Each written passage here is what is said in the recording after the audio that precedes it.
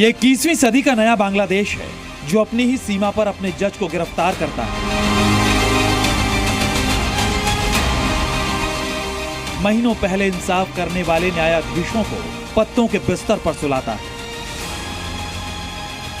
जो पुलिसकर्मी कुछ हफ्तों पहले तक सुप्रीम कोर्ट के इस जज को सलाम ठोकता था, वो अब अपने ही जज का कॉलर पकड़कर पूछताछ कर रहा है। बांग्लादेश में आंदोलन तो आरक्षण के लिए था। मांग थी आरक्षण खत्म कर नौकरी देने का, वादा था युवाओं के भविष्य को संवारने का। लेकिन ये छात्रों को भी कहां पता था कि जिस आंदोलन का वो हिस्सा बन रहे हैं उसकी स्याही से कट्टरपंथी उनके ही मुल्क की बर्बादी की स्क्रिप्ट लिख रहे हैं। छात्रों ने खून बहाया था आरक्षण और नौकरी के लिए, लेकिन आंदोलन की नसों में देखते ही देखते कट्टरपंथ का खून दौड़ने लगा। आंदोलन ने जैसे ही कट्टरपंथ का चोला ओढ़ा, सिस्टम से लड़ते लड़ते लड़ाई हिंदू और सेक्युलर ताकतों के खिलाफ शुरू हो गई। और अब हर उस आवाज को निशाना बनाया जा रहा है जिनकी सोच कट्टरपंथियों से नहीं मिलती। बांग्लादेश आंदोलन के दौरान भी जला, लेकिन तख्ता पलट के बाद बांग्लादेश में लगी आग में पेट्रोल कट्टरपंथियों का था, जिसकी आग ने पहले वहां के लोकतंत्र को स्वाहा किया। और अब पूरे बांग्लादेश में सियासी अदावत की बदलापुर एक्सप्रेस दौड़ रही है। कट्टरपंथियों का आदेश है, किसी भी पॉलिटिकल राइवल को बख्शा नहीं जाएगा। देश के अलग अलग बॉर्डर पर चौकसी बढ़ा दी गई है। शेख हसीना के समर्थकों को सलाखों के पीछे भेजा जा रहा है। सेक्युलर मानसिकता वाले लोगों पर केस लादे जा रहे हैं। जो भी कट्टरपंथ के खिलाफ आवाज उठा रहा है, वो आवाज हमेशा के लिए खामोश हो रही है, फिर चाहे वो जज हो या मंत्री। कल रात सुप्रीम कोर्ट के रिटायर जज शमशुद्दीन चौधरी माणिक को गिरफ्तार कर लिया गया। गिरफ्तारी सिलहट में बॉर्डर के पास की गई। आरोप है कि शमशुद्दीन चौधरी माणिक बांग्लादेश छोड़कर भागने की कोशिश में थे। पुलिस कर्मियों ने सुप्रीम कोर्ट के जज का कॉलर पकड़कर उनसे पूछताछ की। नाम जिज्ञेस करना है। আমার নাম বিচারপতি শামসুদ্দিন চৌধুরী মানিক। বিচারপতি শামসুদ্দিন মানিক। মানিক কে?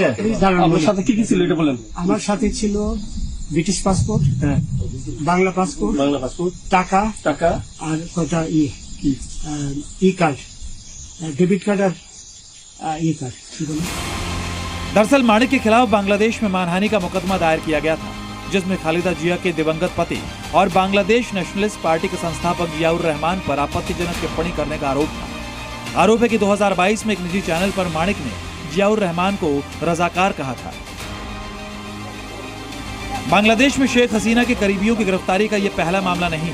शेख हसीना के देश छोड़ने के बाद से ही उनके करीबी लोगों को गिरफ्तार कर नजरबंद किया जा रहा है। बांग्लादेश में केवल राजनेता ही नहीं बल्कि क्रिकेटर भी कट्टरपंथियों के निशाने पर है। स्टार क्रिकेटर और शेख हसीना सरकार में मंत्री शाकिब के खिलाफ हत्या का केस दर्ज किया गया। हत्या का मामला 5 अगस्त का बताया जा रहा है, लेकिन रिपोर्ट्स के मुताबिक 5 अगस्त को शाकिब कनाडा में थे। 26 जुलाई से 9 अगस्त तक कनाडा में हुई ग्लोबल T20 लीग में शामिल हो रहे थे। नेताओं के साथ साथ पत्रकार भी कट्टरपंथियों के निशाने पर है। बांग्लादेश से पेरिस जाने की कोशिश कर रहे टीवी पत्रकार कपल फरजाना रूपा और उनके पति शकील अहमद को भी गिरफ्तार किया गया। हत्या के आरोप में दोनों को 4 दिन के रिमांड पर भेज दिया गया। शेख हसीना के देश छोड़ने के बाद से ही उनके कई समर्थक छिपे हुए हैं, तो कुछ देश छोड़कर भाग गए हैं। वहीं गिरफ्तार होने वाले नेताओं की लंबी फहरिस्त है, जिनमें पूर्व विदेश मंत्री हसन महमूद, पूर्व सामाजिक कल्याण मंत्री दीपू मोनी, अवामी लीग और सहयोगियों के कई सांसद, वामपंथी वर्कर्स पार्टी के अध्यक्ष राशिद खान मेनन, पूर्व कानून मंत्री अनिसुल हक, निवेश सलाहकार सलमान अफ रहमान। अनिसुल हक और सलमान अफ रहमान मशुआरे के वेश में बांग्लादेश से भाग रहे थे, जिनकी गिरफ्तारी के तुरंत बाद उन पर हत्याकांड का आरोप लगाते हुए रिमांड पर भेज दिया गया। जाहिर है कि बांग्लादेश में विरोधियों की गिरफ्तारी पहले हो रही है और आरोप बाद में लगाए जा रहे हैं। अब सवाल है कि कट्टरपंथियों के चंगुल में फंस चुका बांग्लादेश आखिर किस दिशा में बढ़ रहा है। ब्यूरो रिपोर्ट, जी मीडिया।